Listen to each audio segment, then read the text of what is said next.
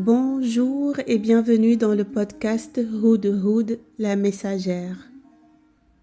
Dans ce podcast, je partage avec vous des situations de vie très banales, vous allez voir, et des questionnements introspectifs, comme une invitation à percevoir la magie et le sacré dans le quotidien et à laisser le sens des expériences se dévoiler.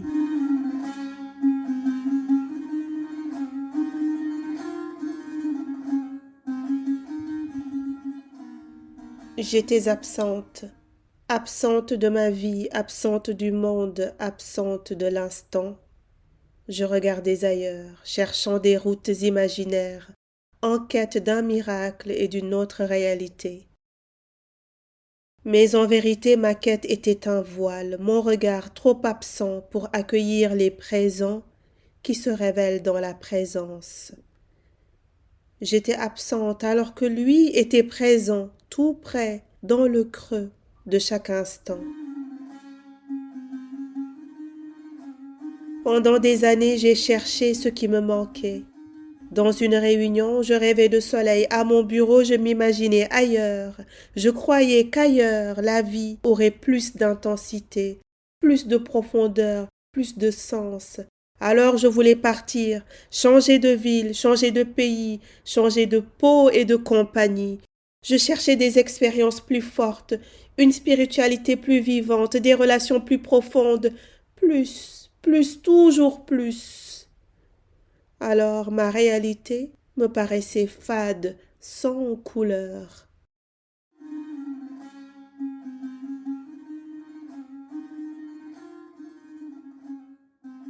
Et puis un jour, je me suis arrêtée. J'ai levé les yeux vers le ciel et c'était comme si je le voyais pour la première fois. Devant le miroir, je me suis posée un instant, j'ai observé mon visage, mes yeux, ma bouche, et en terres inconnues, j'ai voyagé. Mes mains, mes doigts, ma peau, tout m'était étranger.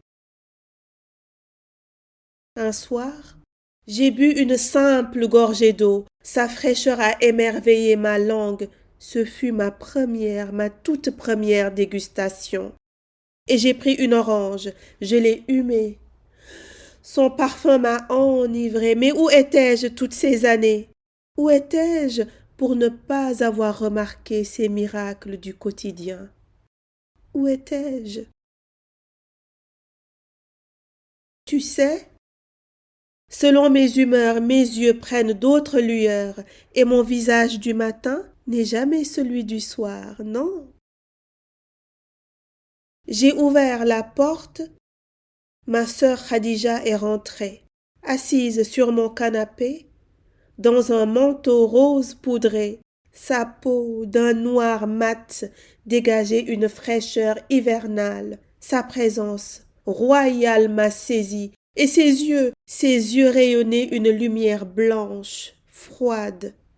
C'est ce jour-là que j'ai rencontré ma sœur pour la première fois, et dire que je la connais. Je la connais depuis toujours, mais ce jour-là, je l'ai rencontrée pour la première fois. Où étais-je toutes ces années? À midi, j'attendais un bus. Une pie bavarde s'est posée sur le capot d'une voiture rouge. Elle a vibré de sa queue, déployé ses ailes et j'ai vu scintiller au soleil d'avril 1000 nuances de noir dans ses plumes. Une sérénade pour sa compagne qui admirait.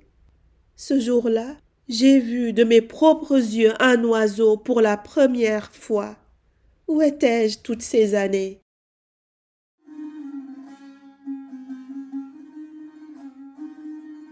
En cuisinant, je me suis brûlé la peau.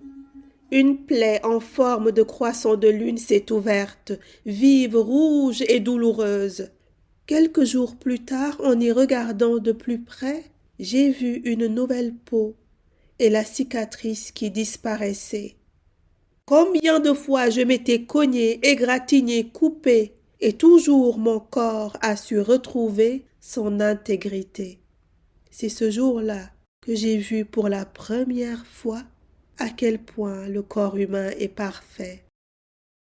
Mais où étais-je toutes ces années, au point de ne pas voir les miracles du quotidien? Où étais-je toutes ces années?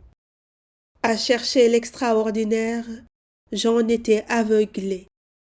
Je ne voyais pas qu'il était là dans le banal du quotidien. À chaque clignement de mes paupières, l'ancien se renouvelle. Où étais-je toutes ces années? À chercher l'extraordinaire qui se révèle à chaque instant.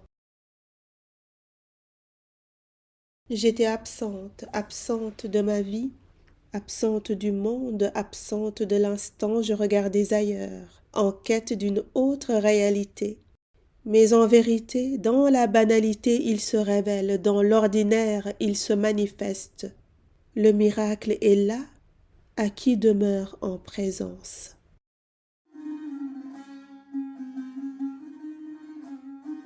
Mais où étais-tu toutes ces années?